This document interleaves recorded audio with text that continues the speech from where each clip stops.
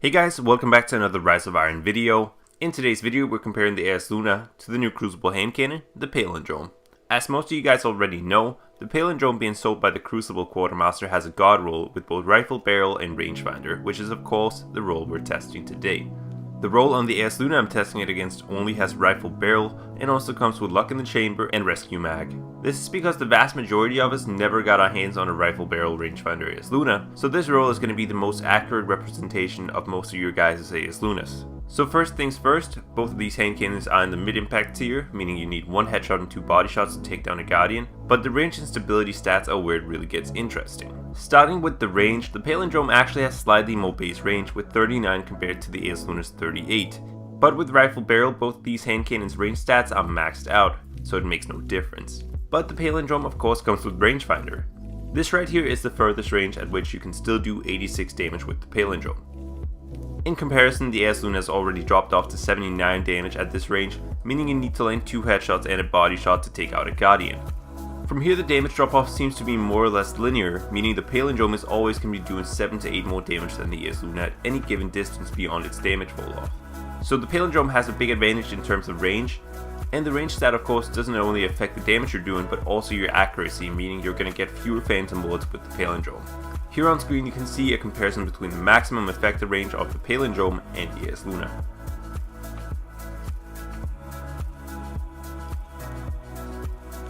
Then there's stability. The Eyasluna has by far the best base stability of these two weapons with a stability stat of 51 compared to the Palindrome's 39.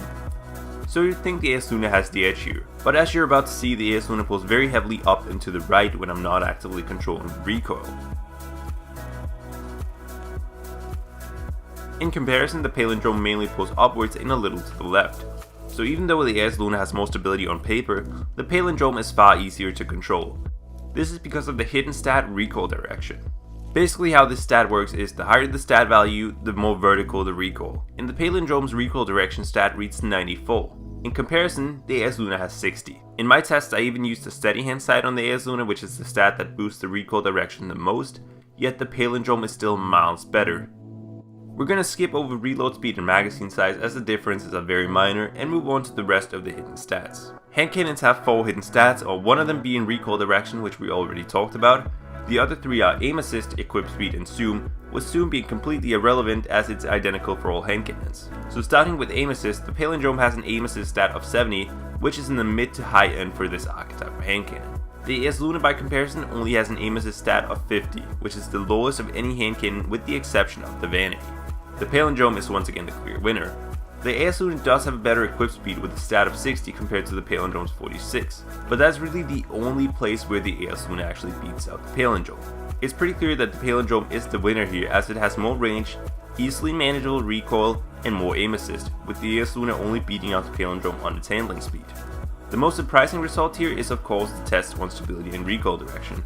The reason the Eyasluna was so sought after was because of the combination of max range and high stability, which you simply couldn't get on any other hand cannon.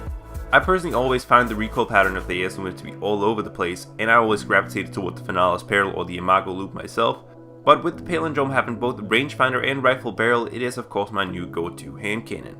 The one thing that these tests don't factor in are the randomized perks. The Palindrome's biggest weakness is that both Mulligan and Spray and Play are very subpar. It's entirely possible that you guys have a legendary hand cannon from year 2 with a far more favorable third perk like Icarus or Hidden Hand. Even without rangefinder, some god roll hand cannons are still going to be well worth using.